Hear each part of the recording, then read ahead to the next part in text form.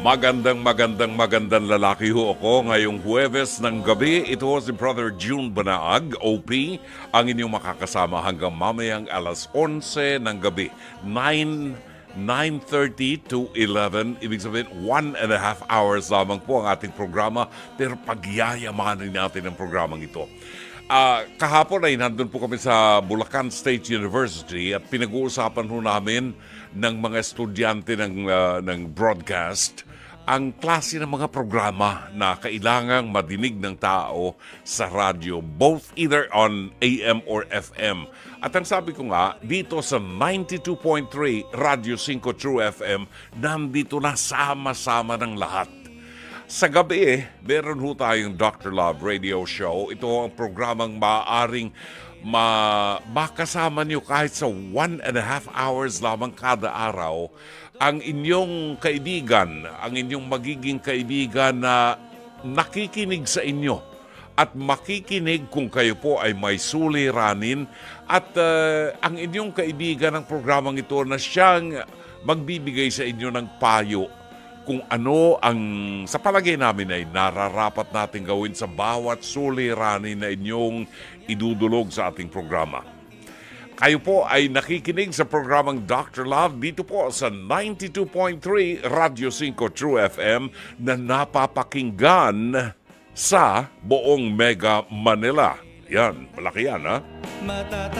Tayo rin po ay kasabay napapanood at napapakinggan sa Facebook page ng 92.3 True FM at ito pa ha, Channel 19 sa Signal Cable. Pakishare na lamang po ang ating live stream sa ating episode tonight. At syempre kapatid, i-follow, like, and share ninyo ang ating social media accounts. Ito po ay at Radyo 5 True FM sa X, formerly Twitter, sa Threads, Facebook, patingin nga.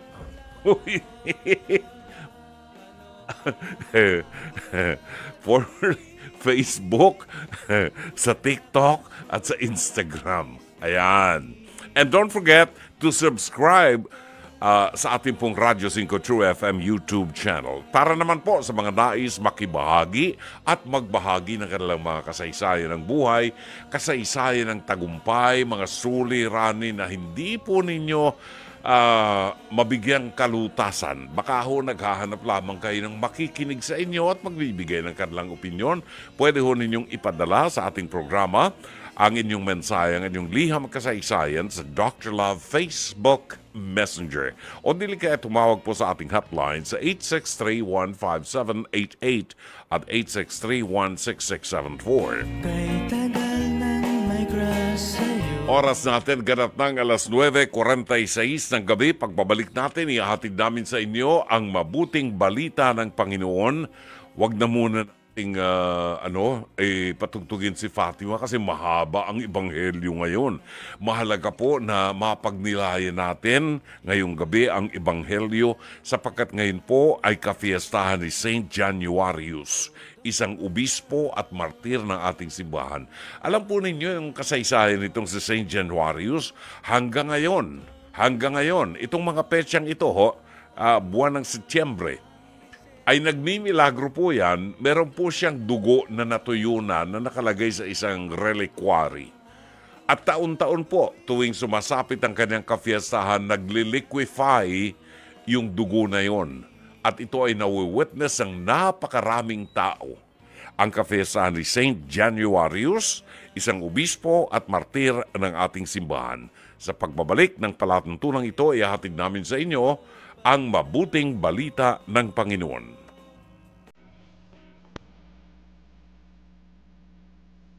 Pagkain pang-spiritual, mga salita ng Diyos na nag-iiwan ng pag-asa, kapanatagan at kapayapaan.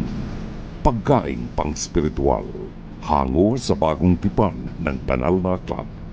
Pagkain pang-spiritual.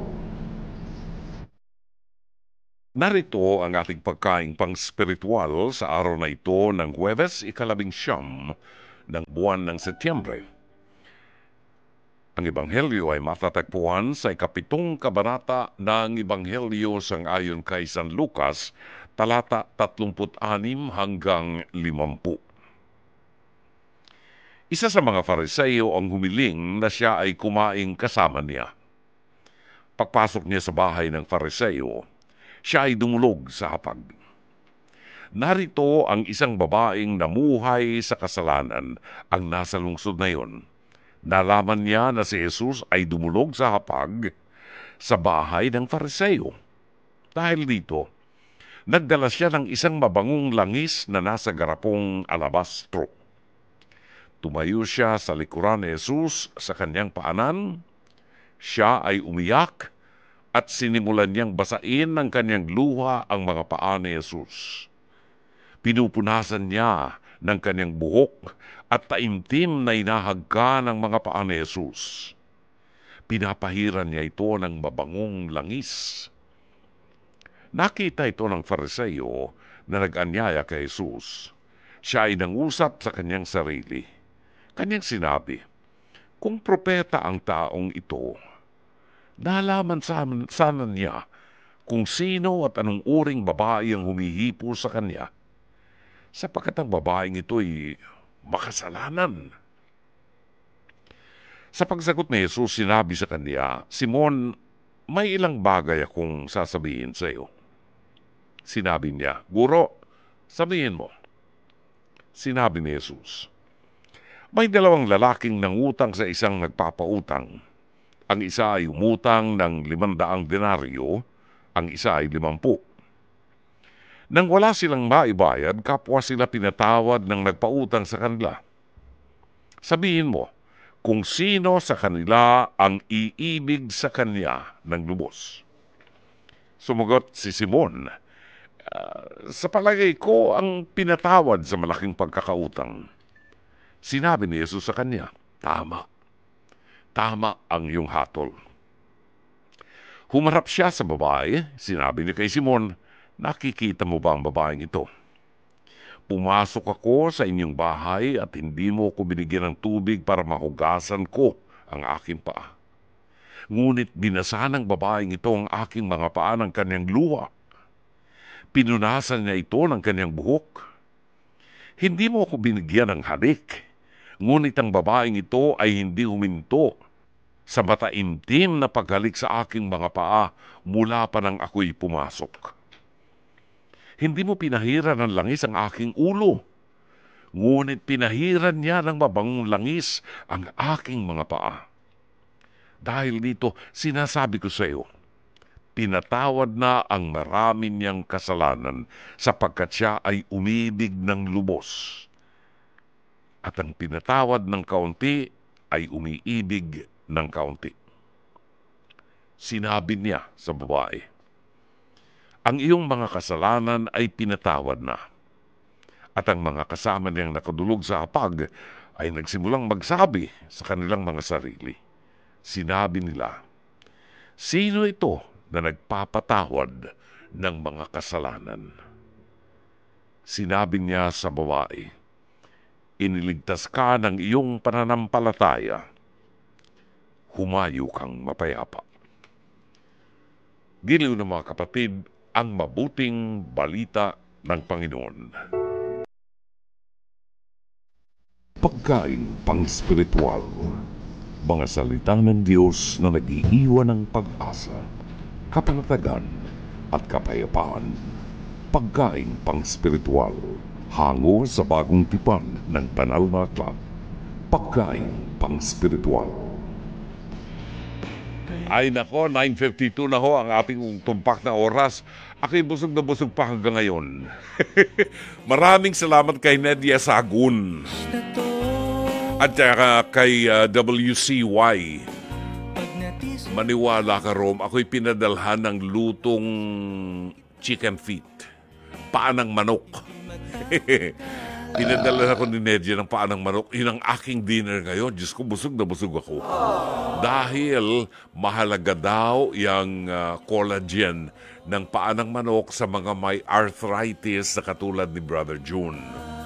Ayan, salamat Nedia ha.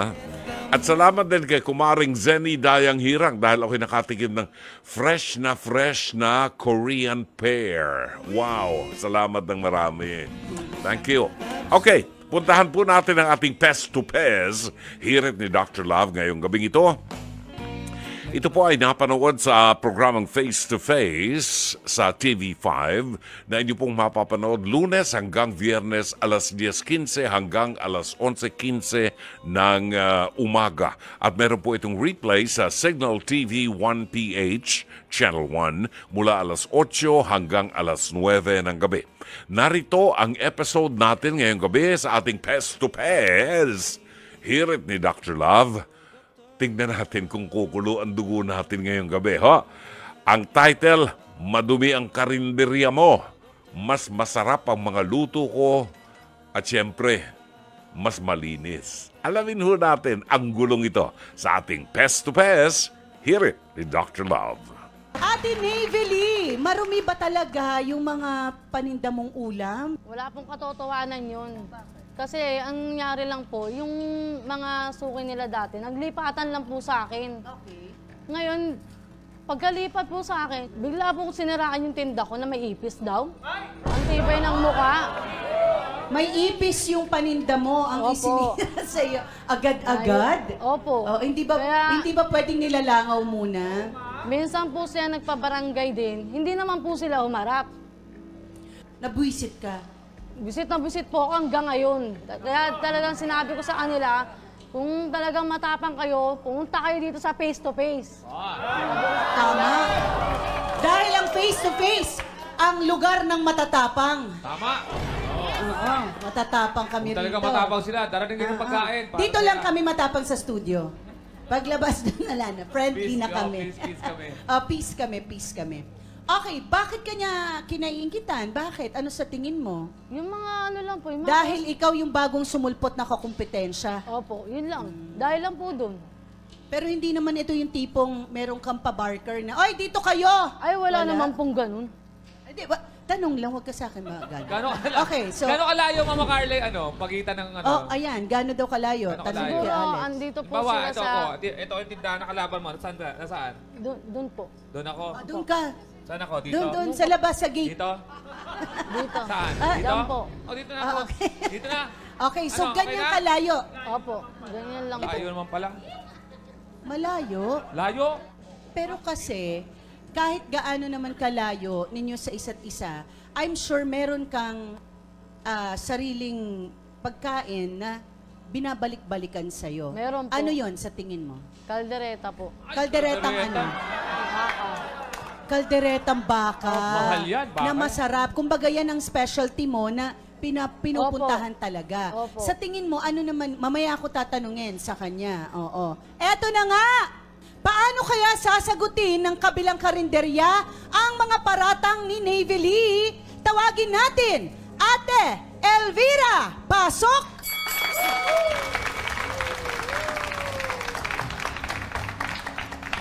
Wag na ate. Matanda na po siya ate. Wag na po. Alam ko na po. Oh, naramdaman medyo ko. may edad na, Wag na po ha? ate. Ate Elvira, paano mo nasabi na totoong may lumalangoy na langaw? Nakita mo ba? Nung minsan po Ay, bumili, ipis pala. bumili po ako sa kanyang sinigang na baboy. Kailan Bumili pa? po ako sa kanya. Nakita Kailan ko pa? po na may ipis sa ilalim ng sabaw. Sinungaling Uy! ka. Kailan ka bumili? Kailan ka bumili? Paano ka napunta sa lugar niya para Hindi bumili? Medyo Bibili sa matagal-tagal na po yun. Bakit? Matagal-tagal na. Opo. December po siya nag-umpisa. Gaano na kayo katagal na nagtitinda ron sa kanderya na yun? Mas nauna po ako sa kanya magnegosyo. Mga gano'ng katagal? Okay. Gaano na katagal, Nanay Elvira? Mga ano na po, 1 year na po. Mas nauna ng konti. Okay. Oo nga. Pero, Nanay Elvira, ito ba maaalis mo sa pag-iisip namin na baka kaya sinisiraan mo lang dahil biglang nagkaroon ka ng kakompetensya? Ay, hindi po ma'am. Pero sino mga pinagsabihan mo na merong patay na ipis dun sa sabaw ni Ate Navely? Yung mga kaibigan ko po na nagpupunta sa kanya, na naamoy din po nilang amoy ipis yung sabaw. Sandali, Mama Carla, ba't kayo Lasa bumili ng ipis. sinigang? Wala kayong sinigang? Ba't po kayo bumili ng sinigang? Bakit kayo napunta ron at Eka, bumili di ba ng ako- Bumili sinigang? po ako ng sabaw kasi wala naman po akong tindang sinigang dahil ang ano ko mga baboy na may fritada. I think kasi pag patay yung ipis, lumulutang yun eh. Oo. So, bago mo Yun itinda, nga po eh, makikita mo na paninira yun. lang po talaga ang Hindi, ano baka niya kasi sa akin. tinuruan yung ibig sumisid. Sumisid. Kasi bihira yung ibig sa lumalangoy eh. Namang trained dyan. Pero kamusta naman ang benta ng karinderya ninyo simulang nagtinda itong si Ate Navy? Okay lang naman po. Ano ang specialty mo? Ano ang binabalik-balikan sa'yo ng mga tao na ulam? Ano, yung Relyanong bangus. na walang tinik. Walang tinik o hulaan ko, boneless, diba? Nilalagyan mo ba to nung Giniling po. giniling? Oo. Tas merong yung itim na pampatamis? Ah. Pasas? Meron, diba? Okay, so yan ang specialty mo. Ang specialty naman ni Ate Navy ay kalderetang baka. Okay. Nawalan ka daw ng customer simula na Nagtinda po siya. as in nawala, naubos? Hindi naman po. Kaya lang, madalang na pong nagpunta dahil sa kanya na pumunta lahat. Kasalanan ko ba? Okay. Ano Kasalanan masasabi ko? mo, Ate Navy Lee? Kasalanan mo ba yun? Kasalanan ko ba sa akin pumupunta? Ano ibig sabihin nun? Mas masarap yun sa akin. Diba? Oo. Ate Elvira, ano masasabi mo? Kasi pinatawag niyo pa yata siya sa barangay. Tama ba? Tas hindi kayo sumipot? Tapos sumusulpot. Kala nila kinakampihan ako ng mga taga-barangay. Kasi po yung nanay niya sa barangay nagtatrabaho. Diba? Tama nga nala. So ano sa tingin mo? Parang sa kanila nakapanig ang barangay. Ay, nako. Pero totoo bang sinisigawan mo si Ate Navy Opo, Lee? lagi po siyang iaaway. Pinariringgan ko po Oo. na Bakit? hindi naman masarap yung mga lutong ulam nila. Ba't nasa kanila lahat? Okay. Paano nangyayari sa iyo? Bakit mo ginagawa ito, Wala. Ate Elvira? Diba? Parang ano po ako na nasa kanila na lahat ng mga customer namin. Naiinis. Ano nangyayari sa'yo, Inggit? Inisip mo yan ba? Ha? Bakit mga imbitala kasi kayo? Ha? Ha? Imbitala kasi kayo. Kung masarap luto ng nanay ko, masarap luto namin. Walang Kami pa naging gitera. Maiingit kayo sa sarili nyo. Okay, maiingit? Kayo ang naiingit, hindi kami. Ha? Kami maiingit? Baka kayo yung gitera. Kayo ang gitera. Dahil kayo nagpapabarangay, di ba? O, kayo nagpapabarangay. O, bakit kayo naman malakas sa barangay? O bakit may malakas ba? O, bakit hindi ba? O bakit hindi kayo nagpunta? Ano? Punta naman kami sa Belsa. O ba't ilang beses? Ilang beses kayo nagpaparang... Melanie, saan ba talaga at kailan ba talaga nag-umpisa itong bangayan ninyo? Simula po nagtinda sila. Okay, bakit nung simula pa? Before sila nagkaroon ng sariling karinderya, hindi ba okay ba kayo? Yes po, okay kami kasi magkaibigan kami ni Navy Lee. Okay, so ano nangyari? Ewan ko kung may inggit sa katawan ba yan o meron Paano mo nasabi nung nagkarinderya siya, ano nangyari? Bakit mo nasabing nawasak yung pagkakaibigan yung bigla? Yan, nagpaparinig kasi ng nanay ko, tapos hindi na siya namamansin, ganon. Dinamay niya ako sa away nilang nanay ko. Sino ba ang sinasabing unang nanira? Kasi ang sabi ng nanay mo, bumili siya ng sabaw doon. Nung dumating sa bahay, may patay na ipis, yung sabaw. Oo, yun nga po eh. Ayun nga po yung kinakalat doon eh. Kasi muna yung nanay Nagtinda mo nga po bago sila ka ng may sa akin. ipis. Ayun, syempre, bumili ng nanay ko, kakakain kami, syempre, nakita namin. O, yun, nag-umpisa na yung issue doon. Eh, bakit kayo bumili sa amin? Di ba kompetensya nga tayo? O, ibig sabihin, meron kayong intention, siraan kami. Paano mapapatunayan, Melanie, na merong ipis? Hindi nyo Diba? man Nag-video binidyoan, ka may ba? mga cellphone kayo. Wala naman po, pero kami pong mga magkakapatid, ang ebidensya doon. Syempre, kami po ang kakain doon eh. Okay, pero bakit sa kanila kayo bumili ng sabaw? O, di ba? Kasi nga Bakit? masarap. Kasi po masarap. Di ba? Kaya At nainggit. kung on and off kayo, hindi pala kayo nakakapagtinda lagi, no? Minsan po online. Online po kami nagtitinda. Kasi po simula po nagtinda sila, nawalan na nga po kami ng mga sa kapitbahay namin dahil nag-agawa na rin po ng mga issue-issue. Kaya ganoon na lang po, on and off, online na lang po kami.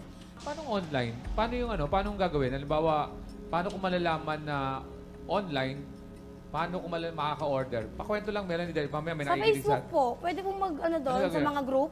Oo nga, ang ginagawa nyo, nag-chat kayo? Opo, yun. Ano kayo, parang nag-online selling ka ba? Ganon. Na Facebook Live, papakita niyo yung mga luto? Yes. Tapos, paano nyo dinideliver yung pagkain nyo dun sa ano? Nakabike po. Pero so malapit lang. May delivery fee. Ang tinatanggap nyo lang malapit sa area? Area namin. Oo, hindi naman kayo lumalayo ng mga... Siguro lumalayo rin po mga... Medyo pupunta ng Galas, gano'n. May online din ba kayo, Ate Navely? Wala po. Wala po. So medyo lamang sila doon, diba? Kaya parang bakit nagkairingan pa? Pero ang tanong ko, nandito, sino nagpatawag kanino rito? Ikaw? Ako po.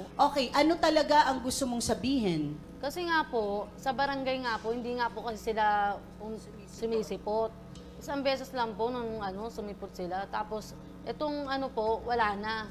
Kaya sabi ko po, dito na lang po kami sa face-to-face magharap. Oh, Melanie, bakit sa barangay hindi ka na nakaabot? No, pangalawa. Kasi po, hindi nga po kami pinaninindigan ng barangay. Kasi po, nanay niya po barangay, di ba po? Kaya ayaw na rin po namin pumunta. Isang beses na lang, doon na lang kami Diba? Ano yung huling usapan nyo nung nagbarangay kayo? Yun nga po na kami na lang po lalayo sa kanila na mag-online na lang kami. Okay, pero nung pinatawag nyo sila sa barangay, anong issue mo? Anong issue nyo? Bakit kayo nagpabarangay? Yun, nagbubunga nga po silang magnanay dun sa amin. Ewan ko bakit hindi pa rin po sila tumitigil. Hindi kayo baligtad? Hindi kayo baligtad? Kayo una nabunga nga? Oo, nung una. Hindi kayo baligtad? Oo. Okay. Ngayon, kaya nga nagpaparangay dahil para matigil yung pagbubunga nga ako sa inyo. Tapang-tapang yung dalawa, di ba? Bibigyan lang natin ng konting kakayusan to. So, nagpabarangay kayo dahil may nakita kayong ipis. Asan na yung nakita kayong ipis sa sabaw? Tapos bulano, nagkakabangayan kayo. Tapos nagpabarangay kayo dahil may ipis na nakita, nagkaabangayan. Tapos doon sa barangay, isang beses na nagkita, tapos hindi kayo naayos. Parang ganon.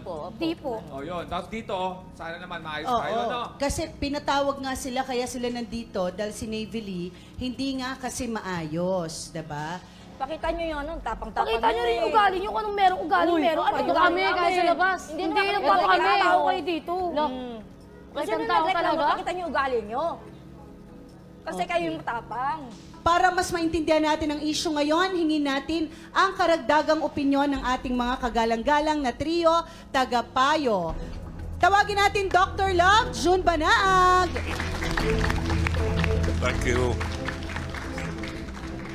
Iwasan na natin yung barangay na yan. Pagtatawanan lang tayo ng kabarangay natin. Iligtas ninyo yung pagiging magkaibigan ninyo. Magtulungan kayo. Who knows? Baka yung barangay ninyo ay makilala doon sa inyong lugar kung saan maaaring bumili ng mga masasarap na pagkain kahit sa gabi, kahit alas 12 ng gabi may pagkain. Papasyalan kayo doon. See? Kaysa mag-away kayo, sayang lang. Mag-isip kayo ng bagong strategy para mapaganda at ma-attract ang customers. Salamat. Yes, maraming salamat, Dr. Love. Walang anuman, Mama Carla, 10:06 ang ating tumpak na oras. Babalik ko tayo sa pangalawang bahagi ng ating programang Dr. Love Radio Show.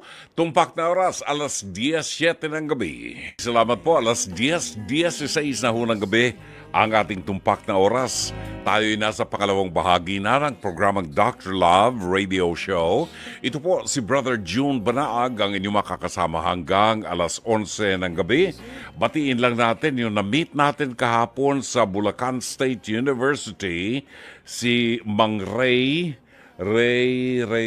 Mungkal. Ayan, Mang Ray Mungkal. Maraming salamat po sa inyo.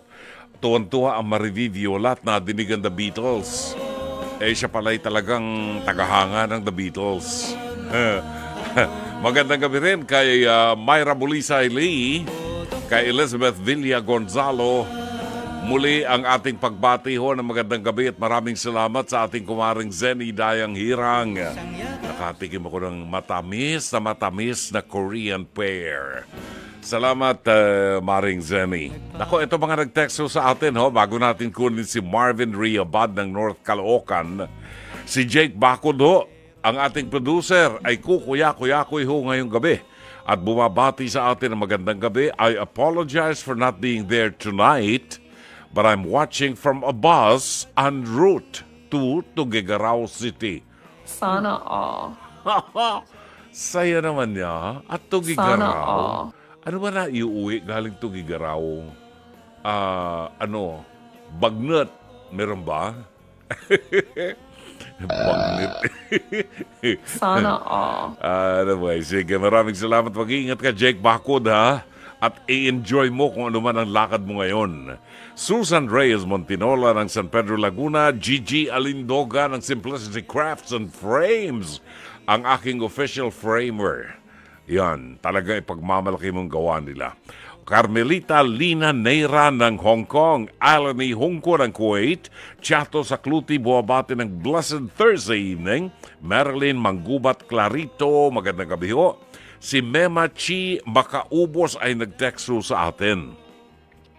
Ang sabi niya, a blessed evening, having you every night listening to your program. Maraming salamat. Shout out po sa mga auntie ko sa Mindanao, ang Makaubos family, at si Auntie Vicky Abales, Auntie Elena din. Ayan.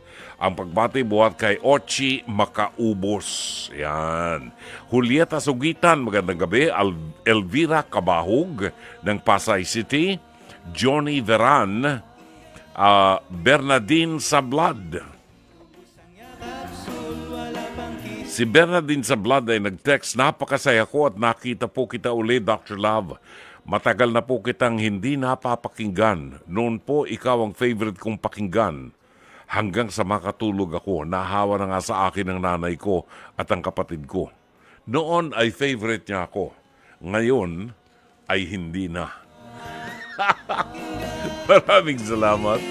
Thank you. 19 minutes after 10.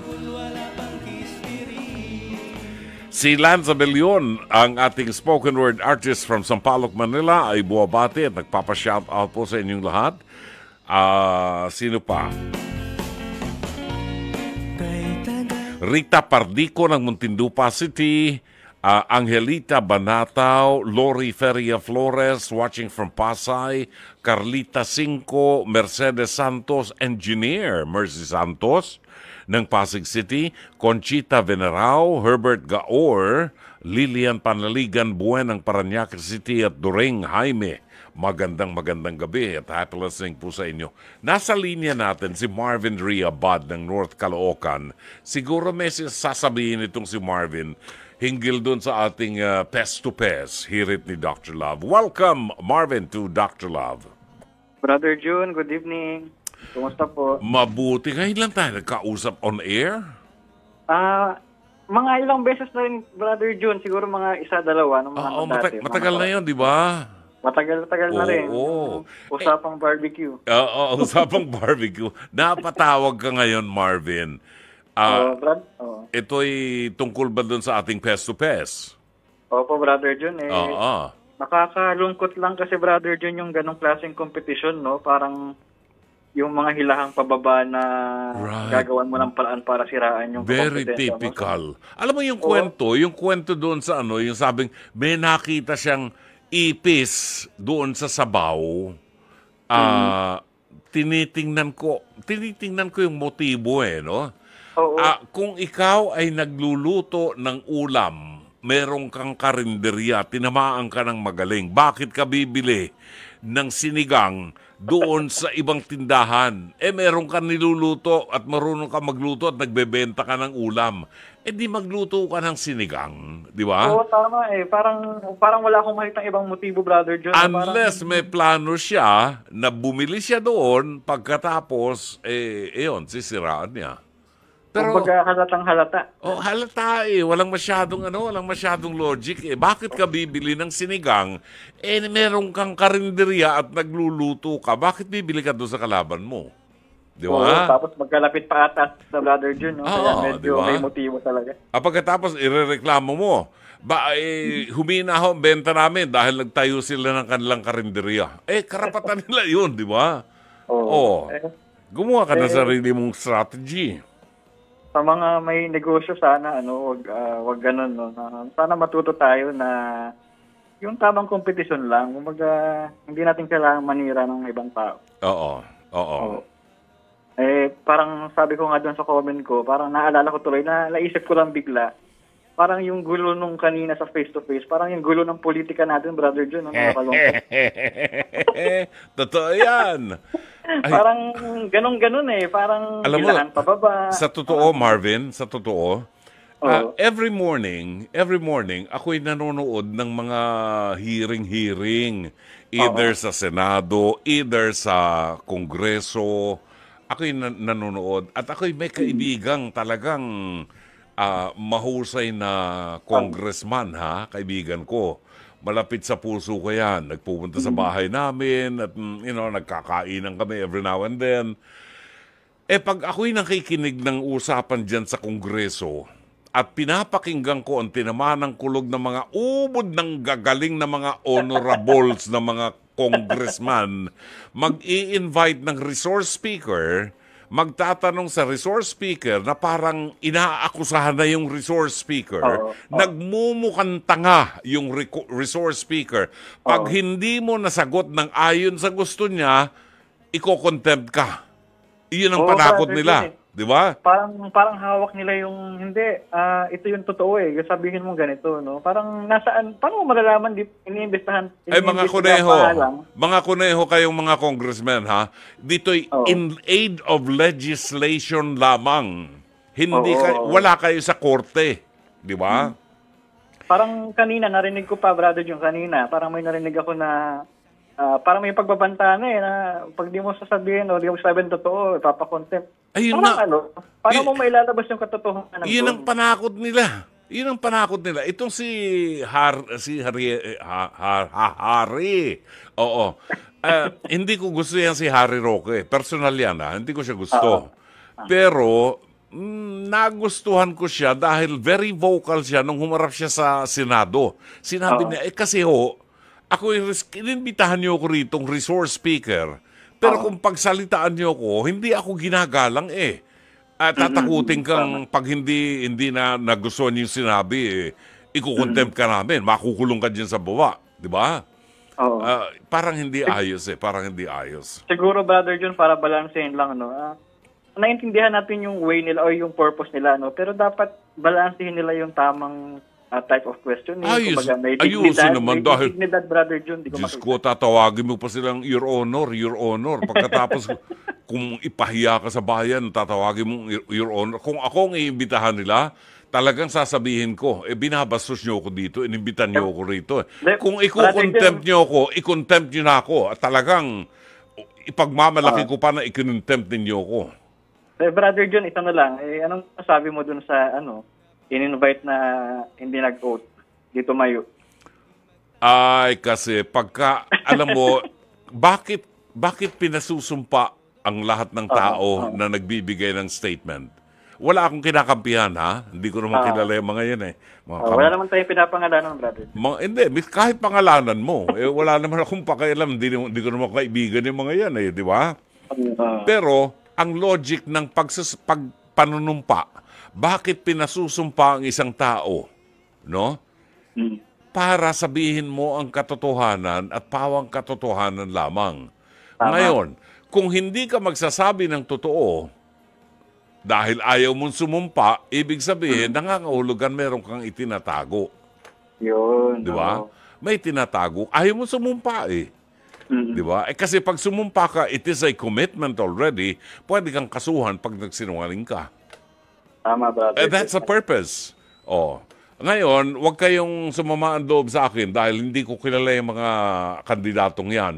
Una, hindi niyan alam ang pangalan ko at hindi ko rin sila kilala kaya wala akong pakialam sa kanila. Di ba? Agree ako dun sa sinasabi mo minsan, Brother Joe, na naririnig ko. Humuhusgalan tayo base sa nakikita natin at naririnig. Diba? Oo, ganun. Ay, nako, nagsa-survey na naman ngayon. Naglalagay na naman ng mind-setting, Pino-condition na naman tayo, Brother Joe. Narinig ko balita mo, conditioning na naman yan. Tingnan ninyo ang mga pangalan, kung panakikinabangan natin, o meron lang pinaglilingkuran yan na ibang tao. Diba? Utang na loob, no, sa mga boboto. Utang na loob. Maawa kayo sa mga anak nyo at mga apo nyo. Kami, paalis na kami. Pag-goodbye na kami. Pag-goodbye na kami. Pero yung may mga anak, may mga apo, maawa kayo. Huwag kayong maglagay meron pa tayong panahon para magnilay, mag-isip. Huwag kayong bumoto ng kandidatong paupo-upo lang at pasuklay-suklay ng bigote. Pakain-kain ng hamburger. I move. Sige second emotion, brother. Sige. Yung second emotion, I move. Okay. Sige, maraming salamat, Marvin. Thank you. Si Marvin ng North Carolina. Huwag niyo akong sisimulan dyan. Bakit ko sinasabi? Kasi may karapatan ako. Ako'y taxpayer ako eh. At tungkulin ko rin at karapatan ko na ipahayag yung mga nakikita kong kabalbala naman. Tingnan mo yung may isa pang congressman dyan na congressman dyan na piluka ang buhok na nangunguna nung araw na ipasarado yung isang himpilan ng radyo. Naku, pag nakikita ko, pagka nagtatanong, akala mo talaga siya ang pinakamagaling. Wala nang respeto dun sa kausap. Ewan ko sa inyo, bahala kayo sa buhay nyo. Ang alam ko, wala akong utang na loob sa inyo. At ako'y nagbabayad ng buwis na sinusweldo nyo. Hindi ko pa nakukuha yung sweldo ko, binawas na yung buwis. Kakainis na! Alright. Baka naghahabol yung mga politiko sa akin. Pakalan ko, Jun Panaag. I-contempt nyo ako, sige. Papatuloy tayo. Mamaya ho ay meron tayong liham kasaysayan na tutunghayan po sa ating programa. No? Alamin natin ang liham kasaysayan na ito na padala ni Ronald ng Malabon City sa pagbabalik ng programang Dr. Love. Oras natin ganap ng alas 10:30. Ang ating oras ganap ng alas 10:37 ng gabi. At sa bahaging ito ng ating palatuntunan, atin pong tutunghayaan ang isang liham kasaysayan.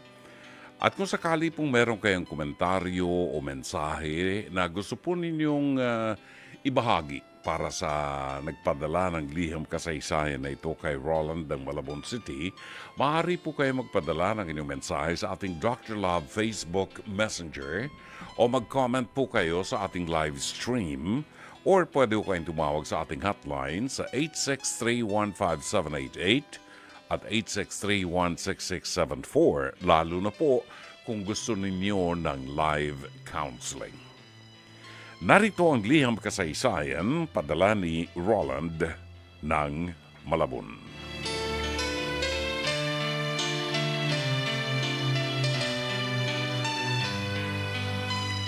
Dear Dr. Love, magandang gabi po sa inyo at sa kinikilalang icon sa radio industry.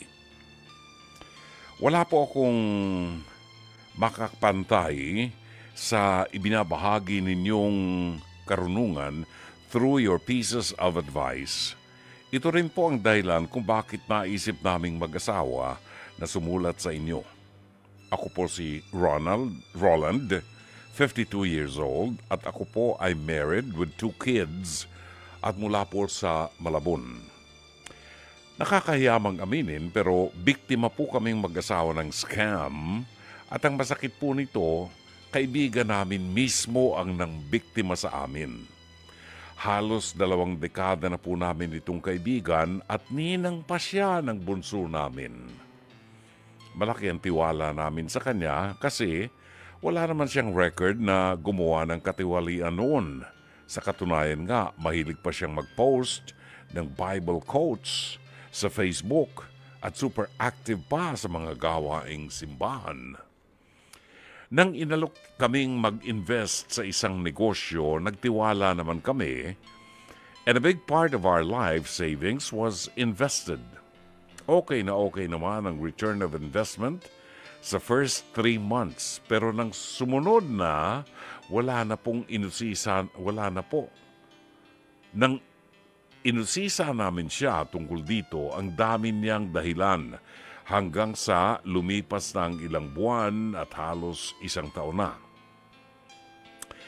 In fairness naman sa kanya, hindi siya nagtatago sa amin. Pero yun nga lamang, makapalang mukha. Dahil sa tuwing nakikita namin, parang walang nangyari, parang walang malaking halaga ang nawala sa amin. Hindi kami confrontational na mag-asawa, kaya we've been keeping our cool kahit malaking panghinayang namin. Brother June, hirap kaming mag-move on na mag-asawa sa mga nangyari. May times na naaaburido kami sa isa't isa dahil sa pagkakamali namin ito. Feeling ko nga, pati relasyon namin ay naapektuhan na rin. Brother June, paano nga ba mag-move on matapos ma-scam o mabudol? Paano nga ba maiwasang maapektuhan ito ang pagsasama naming mag-asawa? Dapat ba naming idaan na lamang sa legal na paraan para magtanda ang kaibigang nambudol sa amin?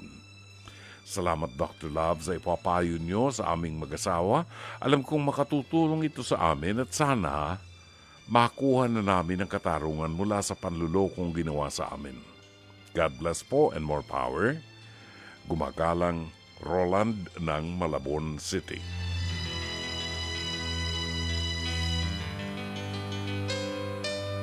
Maraming salamat, Roland. Itong mga panahon na ito, wag po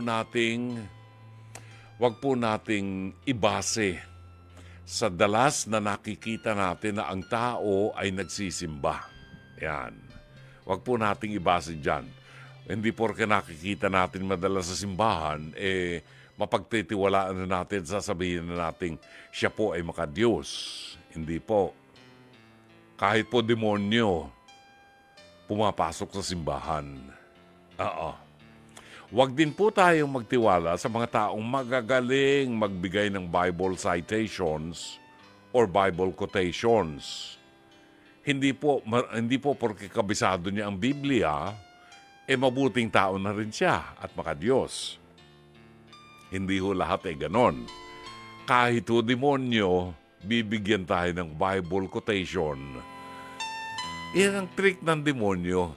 Ang buhay po ng demonyo, lokohin tayo. Yun lang ang purpose ng demonyo. Para madala tayo sa impyerno. Lumayo tayo sa Diyos.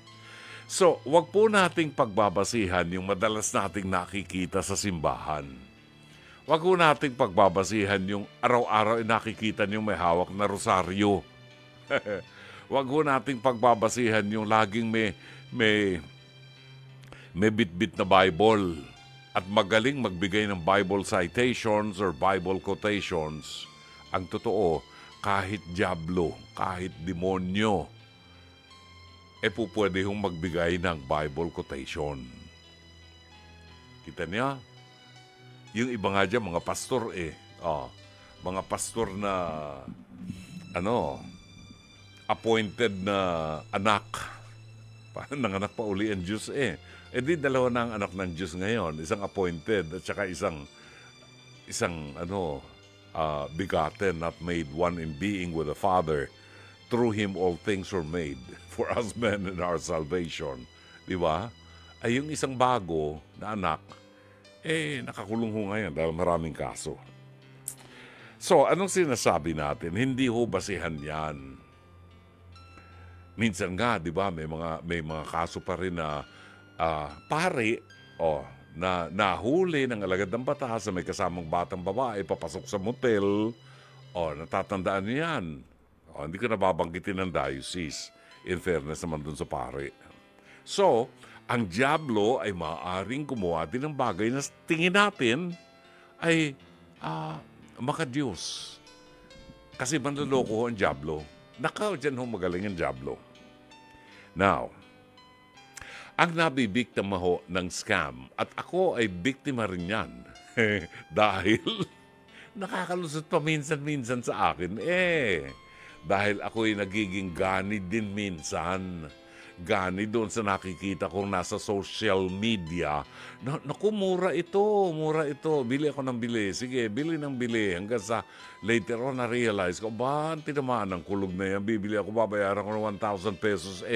Pagbukas ko ng package, tigbe 20 pesos lang yung pinadala sa akin. Minsan may kasama pang bato.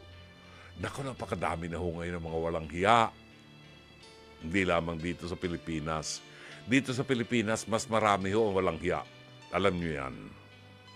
So, sino ang mga nabibiktima ng scam? Kadalasan po ang nabibiktima ng scam ay yung mga taong nagiging ganid. ano bang ibang salita pa, Mike Santillan? Ano ba yung mas malambot pang salita kaysa dun sa ganid? Sa pera, no? Na suga pa, mas matindi naman yun. Ibang nagkaka-interest na magkamal ng maraming pera. Tandaan po natin, if it is too good to be true, definitely it's a scam. Kanina lang, nasa social media ako meron akong binabasa, nag-o-offer, ang sabi, ay birthday daw niya. At sapagkat birthday niya, siya ay mamimigay ng mga 18 karat gold, Saudi gold, na pendant, na yan, kwintas. Sakim, oo. Sakim sa pera. Yan. So, sabi ko, meron sa social media ngayon, pag napindot mo yung kanilang page, naku, automatic yan. Malalagay sa kanya yung website or address. Magre-reply sa iyan. Napindot ko. Kala niya interesado ko.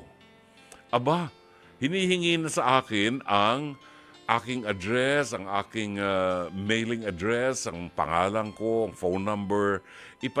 Padadalhan daw ako ng libreng kwintas na 18 karat gold, Saudi gold. Dahil birthday niya. Ang babayaran ko lang ay shipping fee na 650 pesos. Yan. Sabi ko, 650 pesos doon sa hanggang nun di ba? Hanggang nun 650 pesos ay niloloko ko nito. At sinong matinong tao ang magbe-birthday kahit na nga milyonaryo, kahit na si Donald Trump. Pag nag-birthday, hindi po siya namimigay ng mga kwintas na ginto na libre. Sabi ko, nako, scam ito. Lukuhin mo ang lelong mong panot. Hindi ako sakim sa bagay na makalupa.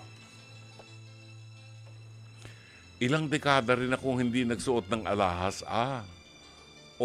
Meron pa akong kwintas dun sa bahay na gold na ibinigay sa akin ng ABS-CBN pagkatapos kong maglingkod sa kanila ng 20 taon. Hindi ko pa naisusuot hanggang ngayon. Yung singsing ko. Ito ibigay sa akin dahil ako'y sa 15 taon na naglingkod sa kanila, binigyan ako singsing. Edi isinuot ko. Di ba? Well, sa mga taong nagiging ganid, lalo na sa pera, yung tutubo ng malaki, yan. Yun po ang nagiging bait para sa atin. Ano yung bait sa Tagalog? Pain para sa atin ng diablo at ng mga taong napasasakop sa diablo. Okay? Para makuha yung pera na pinaghirapan at inipon natin. And I can relate to Roland ng Malabon sa kanilang mag-asawa dahil hindi naman sila mayaman I'm sure. Hindi sila mayaman. Kaya mahalaga sa kanila yung nawalang perang yun. Paano tayo makaka-move on, sabi niya. And that's a question. Paano makaka-move on matapos na ma-scam o mabudol kami? Paano nga ba may iwasang maapektuhan ang pagsasama naming mag-asawa? Una, Roland, huwag ninyong bayaan na kayong dalawang mag-asawa ay mag-away dahilan dito sa nabiktima kayo ng scam. Bakit kayong dalawa mag-aaway? Kayong dalawa ang naloko at mag-asawa pa kayo. Di para kayong tanga. Di ba? Para kayong tanga. Kayo na nga ang naloko. Kayo pa mag-aaway na mag-asawa. Dapat magkaunawaan kayo at maunawaan ninyo ang damdamin ng bawat isa at maging iisa ang takbo ng inyong isipan para mabawi nyo ang perang niloko sa inyo ng iyong kumare. Can you imagine? Diablo talaga yan. Kumare mo. kumare pa, pangalawang ina ng iyong anak. Ano ang paraan? Huwag ninyong maging dahilan na pag-awayan ng bagay na yan. Sa halip, pag-isipan ninyo kung paano ninyo maaaring makuha sa legal na paraan ang pera na ninakaw sa inyo ng kumarin nyo. At paanong paraan? Sa paraan po ng pagsasampa ng reklamo laban dito sa inyong kumare na nanloko sa inyo. Kung kayo po'y mahirap na katulad ni Brother June na isang hamak, patay gutom na manggagawa ng Panginoon, maaari po kayong dumulog sa PAO, Public Attorney's Office. Ito po ang mga ahensya ng gobyerno natin na tumutulong sa ating mga mahihirap when it comes to legal matters. Sa bawat lungsod ay may tanggapan po ng PAO, Public Attorney's Office. At nakahanda po silang tumulong sa inyo, at least magbigay ng legal advice kung ano ang mga kailangan para ho mahabol ninyo ang perang inyong nawala sa inyo. Tutulungan po kayo ng PAO lawyers natin. Kaibigan ko ang head ng PAO, si Ate Percy Acosta. At napakabuting tao po niyan, si Attorney Persida Acosta. No?